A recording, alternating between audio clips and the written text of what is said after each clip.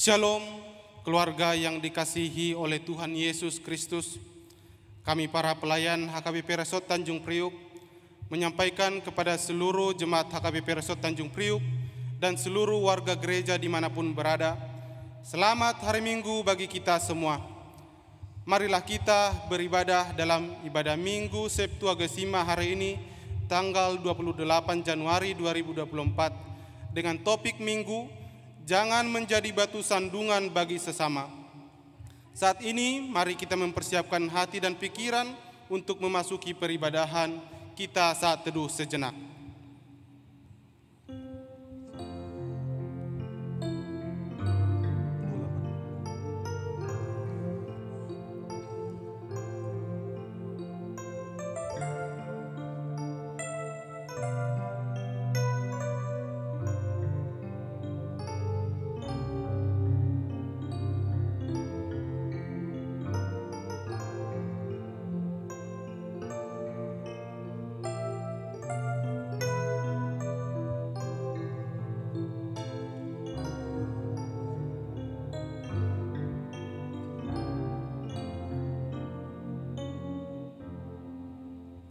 Amin. Marilah saudara-saudaraku beribadah kepada Tuhan dengan hati yang sukacita. Kita bernyanyi memuji Tuhan dari Kidung Jemaat nomor 10 ayat 1 dan 2. Pujilah Tuhan Sang Raja.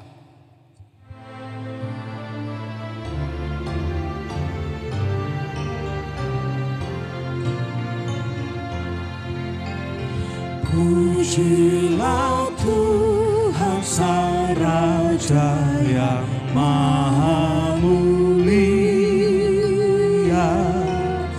segenap hati dan jiwaku pujilah Dia.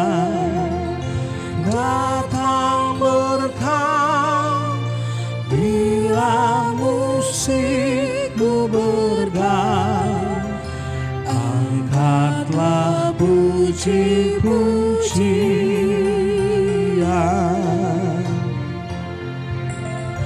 Pujilah Tuhan segala kuasa padanya, sayap kasih-Nya yang aman mendukung anak-Nya. Tiada terperi yang kepadamu diberi, tidakkah itu kau rasa?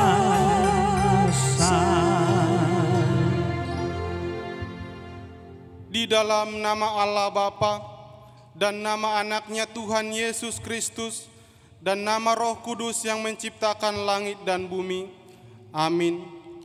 Demikianlah kata Tuhan Yesus, marilah kepadaku semua yang letih lesu dan berbeban berat, aku akan memberi kelegaan kepadamu. Pikulah kuk yang kupasang dan belajarlah kepadaku, karena aku lemah lembut dan rendah hati, dan jiwamu akan mendapat ketenangan. Haleluya. Haleluya, haleluya, haleluya.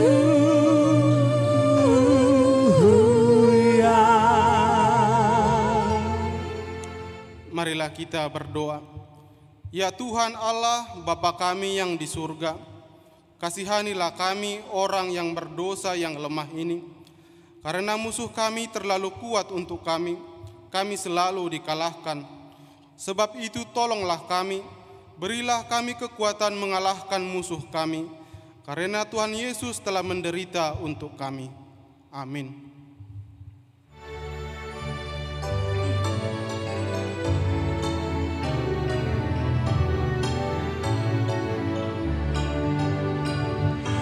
Ikuti kau saja Tuhan, jalan damai bagiku.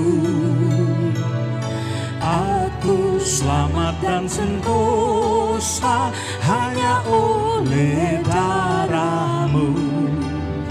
Aku ingin mengabdi padamu. Dalam Dikau juru selamat, ku bahagia penuh. Dengarlah hukum Tuhan pada minggu ini yang tertulis dalam kitab Roma pasal 14 ayat yang ke-13. Demikian bunyinya. Karena itu, janganlah kita saling menghakimi lagi, tetapi lebih baik kamu menganut pandangan ini. Jangan kita membuat saudara kita jatuh atau tersandung. Demikian hukum Tuhan, marilah kita memohon kekuatan dari Tuhan untuk melakukan yang sesuai dengan hukum-Nya. Ya Tuhan Allah, kuatkanlah kami melakukan yang sesuai dengan hukum-Mu. Amin.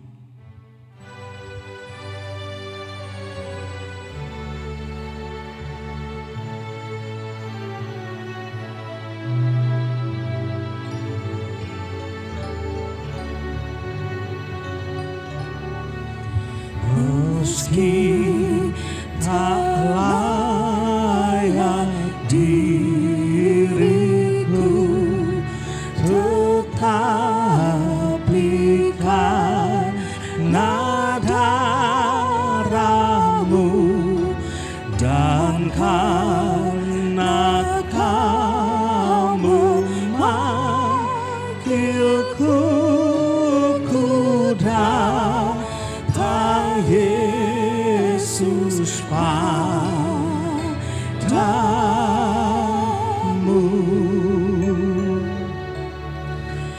Sebagaimana adanya jiwaku sungguh bercela, darah-Mulah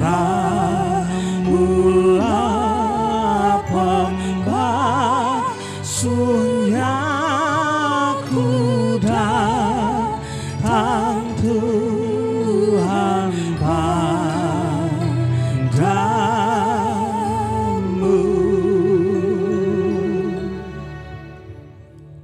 Marilah kita merendahkan diri untuk mengaku dosa kita. Kita berdoa.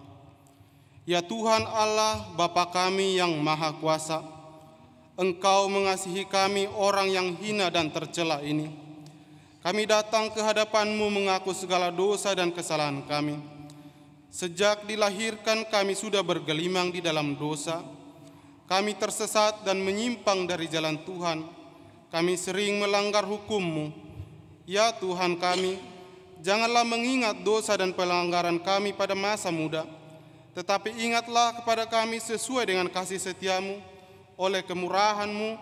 Ya Tuhan, lapangkanlah hati-Mu terhadap kami orang berdosa ini. Amin.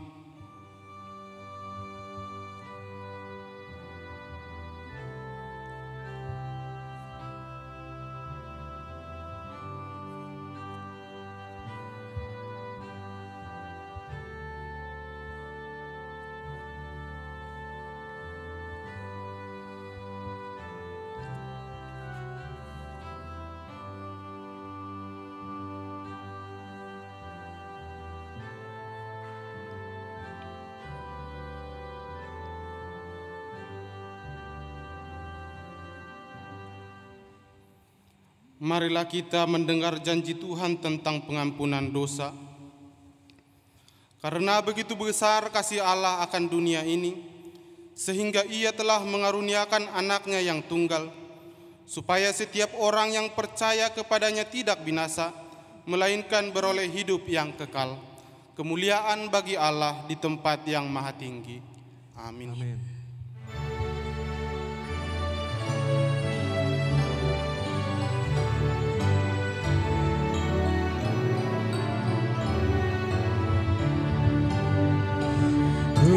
Tenanglah kini hatiku, Tuhan memimpin langkahku.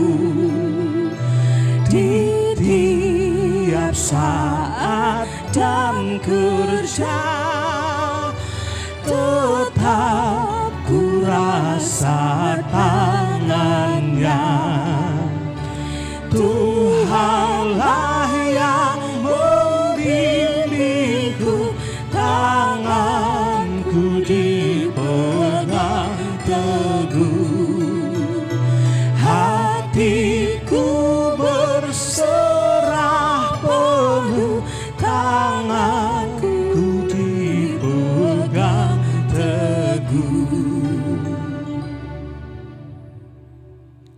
Marilah kita mendengar firman Tuhan yang ditetapkan sebagai epistel untuk minggu ini, yang terambil dari kitab Ulangan pasal 18 ayat ke-15 sampai ke-20.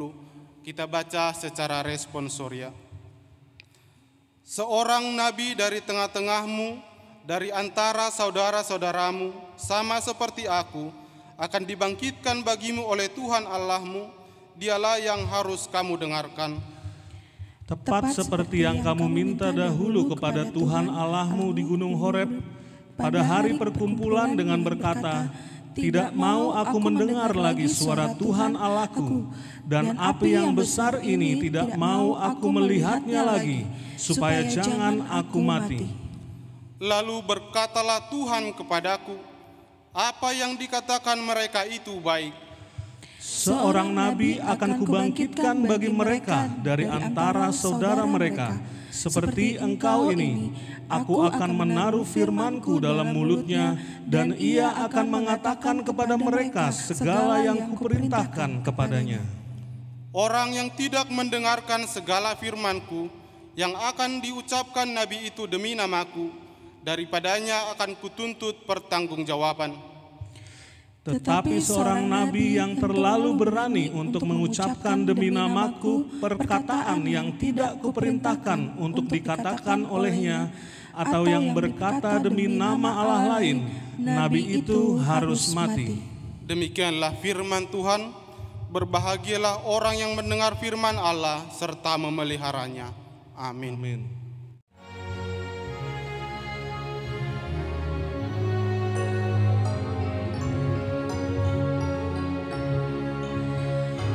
Yesuslah Tuhanku, Juru Selamatku, padanya aku percaya.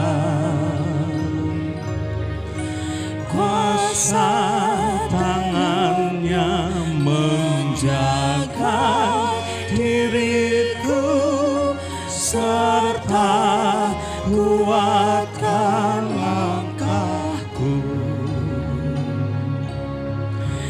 Tuhan pelihara hidupku selalu, jiwaku bahagia penuh. Kasih Tuhanku segarkan jiwaku, hatiku berdamai penuh, hatiku damainya penuh.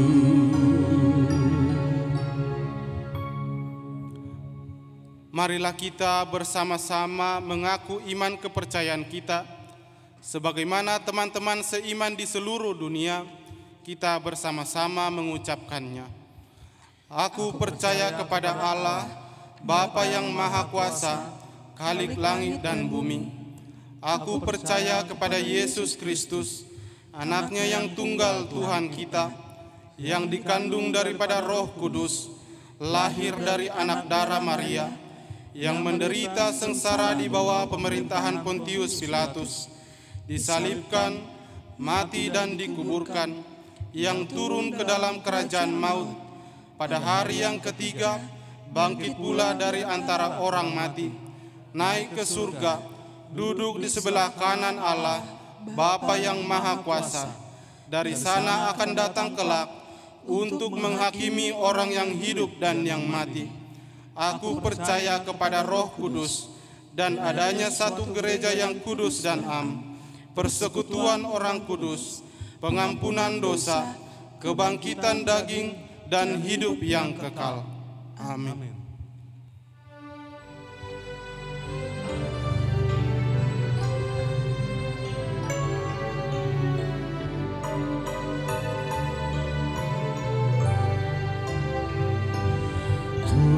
Tuhanku, bila hati kawanku terluka oleh tingkah ujarku, jadi panduku, ampunilah.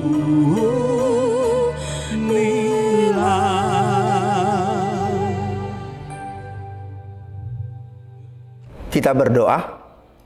Damai sejahtera Allah yang melampaui segala akal dan pikiran, itulah yang memelihara hati dan pikiranmu di dalam Kristus Yesus Tuhan kita. Amin.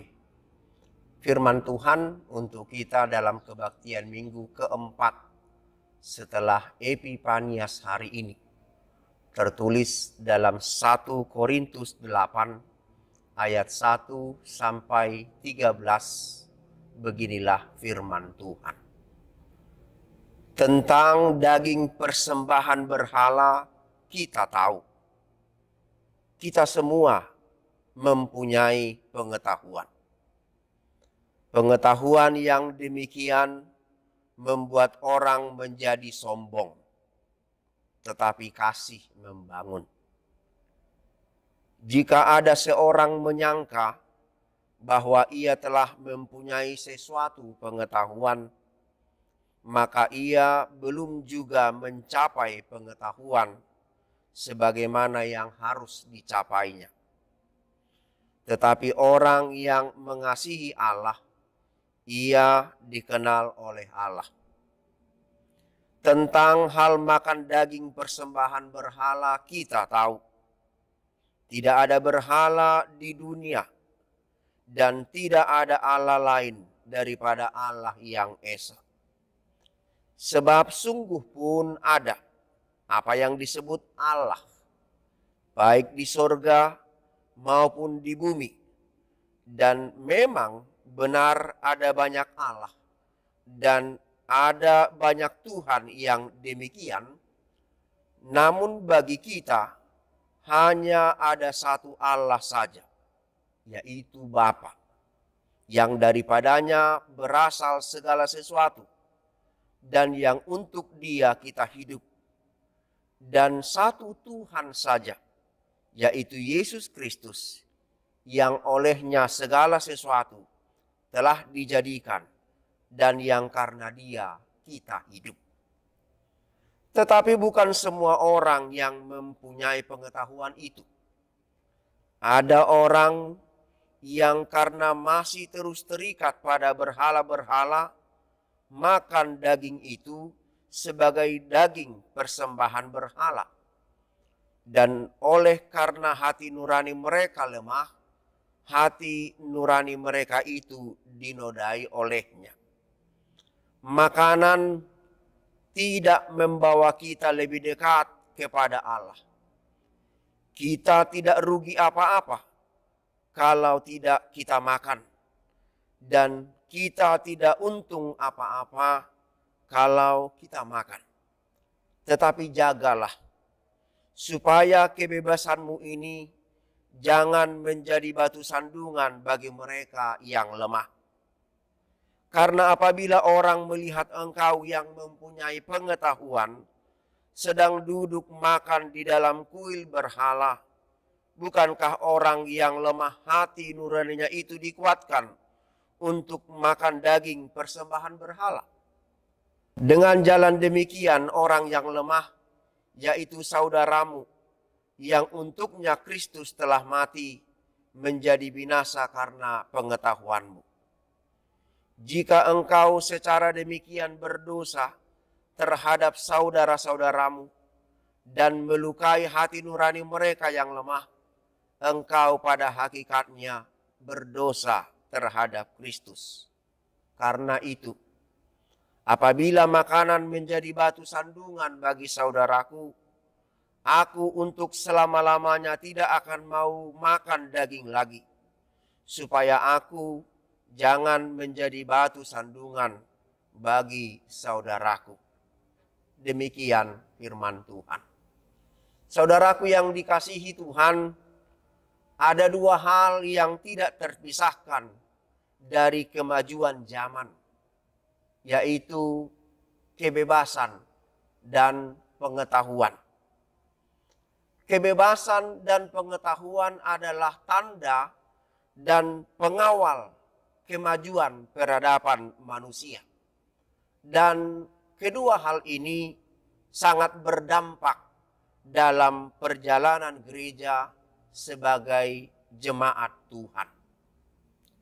Saudaraku sekalian, kebebasan dan pengetahuan pada hakikatnya adalah karunia Allah. Kepada Adam, Allah berfirman, "Semua pohon dalam taman ini boleh kau makan buahnya dengan bebas." Itulah kebebasan. Dan kepada Adam, Allah juga berfirman, "Beranak cuculah dan bertambah banyak. Penuhilah bumi dan taklukkanlah itu. Berkuasalah atas ikan-ikan di laut dan burung-burung di udara dan atas segala binatang yang merayap di bumi." Itulah pengetahuan. Semuanya adalah karunia Allah. Tetapi setelah manusia jatuh dalam dosa, kebebasan sering menjadi kebablasan. Dan pengetahuan sering disalahgunakan.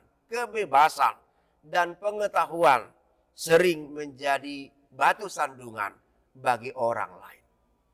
Saudaraku sekalian, di antara jemaat Korintus terdapat satu topik perdebatan, yaitu bolehkah memakan persembahan untuk berhala. Kaum yang menganut paham kebebasan mengatakan boleh. Dalilnya adalah makanan untuk perut dan perut untuk makanan. Itu boleh kita baca dalam 1 Korintus 6 ayat 13. Yang lain, yaitu penganut asketisme, mengatakan tidak boleh. Sebab makanan itu sudah dipersembahkan kepada berhala. Siapa yang memakan makanan atau persembahan untuk berhala, berarti ia bersekutu dengan berhala.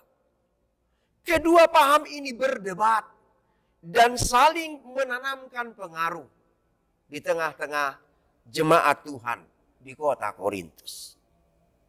Rasul Paulus mendengar perdebatan ini. Dan di luar dugaan, Rasul Paulus tidak langsung menjawab inti dari permasalahan tersebut. Di ayat 1 Rasul Paulus hanya mengingatkan pengetahuan bisa membuat orang menjadi sombong. Tetapi kasih membangun.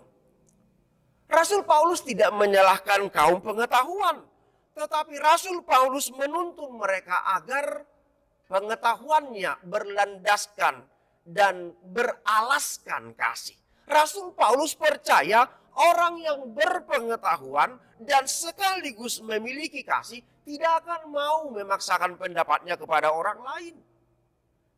Tetapi dalam kasihnya ia akan menjadi guru agar orang lain memiliki pengertian dan memiliki pengetahuan yang sama dengannya. Artinya pengetahuan itu digunakan sebagai sarana untuk melayani. Jawaban Paulus terhadap inti permasalahan kita temukan di ayat yang keempat. Rasul Paulus mengatakan, tidak ada berhala di dunia ini. Dan tidak ada Allah lain daripada Allah yang esa. Pernyataan ini sama dengan yang tertulis dalam Ulangan 10 ayat 17. Di mana firman Tuhan, sebab Tuhan Allah mula, Allah segala Allah, dan Tuhan segala Tuhan. Di ayat 6, Rasul Paulus juga mengatakan, hanya ada satu Allah saja, yaitu Bapa, dan hanya ada satu Tuhan saja, yaitu Yesus Kristus, yang olehnya segala sesuatu telah dijadikan dan yang karena Dia kita hidup. Saudara-saudara sekalian, bagi Rasul Paulus ada hal penting, hal yang lebih serius hal yang lebih berbahaya yang harus dicermati oleh kaum pengetahuan dan kebebasan. Apa itu? Perdebatan boleh tidaknya makan persembahan berhala telah menggiring jemaat Korintus kepada persoalan baru, yaitu adanya ilah-ilah lain, yaitu tentang adanya Tuhan dan Allah yang lain, dan ini sangat berbahaya. Perdebatan boleh tidak nyamakan persembahan berhala secara tidak langsung tanpa disadari telah melegitimasi adanya Allah lain dan Tuhan lain di dalam kehidupan manusia. Dan perdebatan seperti ini sangat menciderai pokok iman kita. Jangan ada padamu Allah lain di hadapanku. Perdebatan seperti ini telah menciderai sentral iman kita, yaitu Allah yang Esa. Dan ini sangat berbahaya dan harus segera dihentikan. Kemudian Rasul Paulus mengatakan di ayat yang ke-8, makanan tidak membawa kita lebih dekat kepada Allah. Kita tidak rugi apa-apa kalau tidak kita makan. Dan kita tidak untung apa-apa kalau kita makan. Memakan atau berpantang terhadap makanan tidak berdampak apapun terhadap kedekatan rohani kita, terhadap hidup rohani kita kepada Allah. Aturan boleh atau tidaknya memakan makanan berhala tidak berdampak apapun sebenarnya terhadap keimanan kita. Kita pasti ingat, Tuhan Yesus berfirman, apa yang masuk ke dalam seseorang tidak dapat menajiskannya. Tetapi yang keluar itulah yang menajiskannya. Dan Rasul Paulus juga di dalam Roma 14 ayat 7 mengatakan, kerajaan Allah itu bukan soal makanan dan minuman, tetapi kebenaran, damai sejahtera, dan sukacita oleh Roh Kudus. Makanan tidak berdampak apapun terhadap keimanan kita. Justru sikap kita, perkataan kita, perbuatan kita lah yang bisa menciderai keimanan orang lain, memecah kesatuan jemaat sebagai tubuh Kristus di dunia ini. Saudaraku yang dikasihi Tuhan, pada akhirnya Paulus dalam ayat yang ke-13 mengatakan, karena itu, apabila makanan menjadi batu sandungan bagi saudaraku, aku untuk selama-lamanya tidak akan mau makan daging lagi, supaya aku jangan menjadi batu sandungan bagi saudaraku. Saudaraku yang dikasihi oleh Tuhan, Paulus bersedia membatasi dan mengurangi kebebasannya.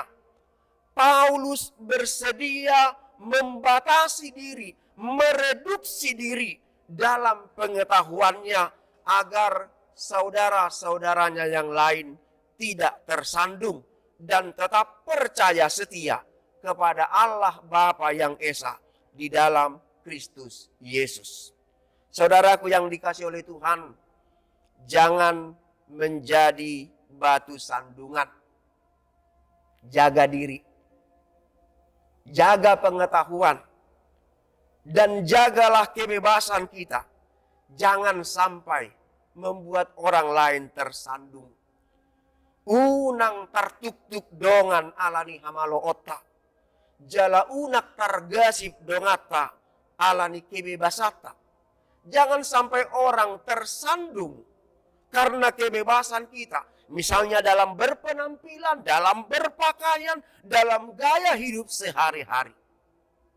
Harap diingat dan dicamkan. Sebaik-baik pengetahuan adalah pengetahuan yang melayani dan mendatangkan kebaikan bagi orang lain. Dan sebaik-baiknya kebebasan adalah kebebasan yang mampu mendekatkan orang lain kepada Allah. Pengetahuan dan kebebasan harus menjadi pelita yang bersinar, sehingga kota yang terletak di atas gunung terlihat dengan jelas. Saudaraku yang dikasihi oleh Tuhan, gunakan pengetahuan dan kebebasan itu dengan berhikmat. Harap diingat, segala yang berlebihan sering menjadi tidak baik dan tidak menyenangkan. Firman Tuhan dalam ayat 12 mengingatkan kita, jika engkau secara demikian berdosa terhadap saudara-saudaramu dan melukai hati nurani mereka yang lemah, engkau pada hakikatnya berdosa terhadap Kristus. Siapapun yang membuat saudaranya tersandung, ingat, pada hakikatnya ia berdosa terhadap Kristus. Biarlah hati dan pikiran kita dikuasai oleh Roh Kudus, sehingga pengetahuan dan kebebasan kita menjadi berkat bagi orang lain, bukan jadi batu sandungan. Tuhan memberkati. Amin. Mari kita berdoa. Terpuji Engkau ya Allah Bapa di dalam Yesus Kristus, yang telah mengaruniakan kepada kami pengetahuan dan kebebasan. Pengetahuan dan kebebasan itu adalah sarana dan alat Tuhan di dalam diri kami untuk melayani sesama saudara kami. Tidak seorang pun di antara kami yang boleh menggunakan kebebasan dan pengetahuan itu untuk menciderai perasaan orang lain, apalagi menyesatkan sesama kami. Ya Allah Bapa, curahkan Roh Kudus atas kami, sehingga pengetahuan dan kebebasan kami gunakan dengan berhikmat, dengan baik, sehingga pengetahuan dan kebebasan itu boleh menjadi sarana pelayanan di dalam interaksi dan persekutuan kami. Dalam nama anak-Mu Yesus Kristus, kami berdoa dan bersyukur. Amin.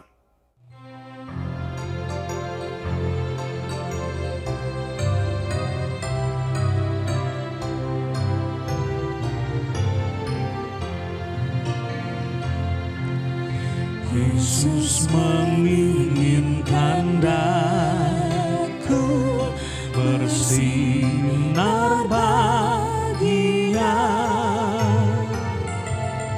dimanapun ku berada, ku menyenangkannya. Bersinar, bersinar, itulah kehendak Yesus. Bersinar, bersinar, aku bersinar terus. Yesus menginginkan daku menolong orang lain, manis dan sopan selalu ketika ku bermain. Bersinar, bersinar, itulah kehendak Yesus. Bersinar, bersinar, aku bersinar terus. Marilah kita berdoa untuk menyerahkan persembahan kita kepada Tuhan. Ya Allah Bapa kami yang di sorga, kami mengaku bahwa Tuhan adalah sumber dari segala karunia yang melimpah dalam kehidupan kami masing-masing. Sebahagian daripada karunia itu kami serahkan kembali sebagai persembahan kepada Tuhan. Terimalah dan berkatilah persembahan umat-Mu ini, agar dapat kami pergunakan untuk pekerjaan dan pelayanan kerajaan Tuhan di dunia ini. Bukalah hati kami untuk mengenal betapa banyak berkat dan karunia yang kami peroleh dari Tuhan, supaya kami senantiasa bersyukur kepadamu. Di dalam nama Yesus Kristus Tuhan kami. Amin. Tuhan karuniamu, roh dan jiwaku semua, nyawa juga hidupku, harta milikku semua, ku serahkan padamu untuk selama-lamanya.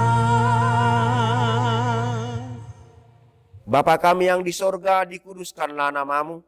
Datanglah kerajaan-Mu, jadilah kehendak-Mu di bumi seperti di sorga. Berikanlah kami pada hari ini makanan kami yang secukupnya. Dan ampunilah kami akan kesalahan kami, seperti kami juga telah mengampuni orang yang bersalah kepada kami. Dan janganlah membawa kami ke dalam pencobaan, tetapi lepaskanlah kami daripada yang jahat. Karena Engkau punya kerajaan dan kekuasaan dan kemuliaan sampai selama-lamanya.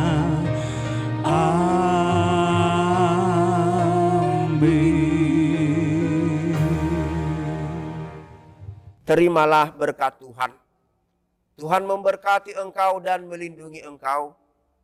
Tuhan menyinari engkau dengan wajah-Nya dan memberi engkau kasih karunia. Tuhan menghadapkan wajah-Nya kepadamu dan memberi engkau damai sejahtera. Amin, amin, amin.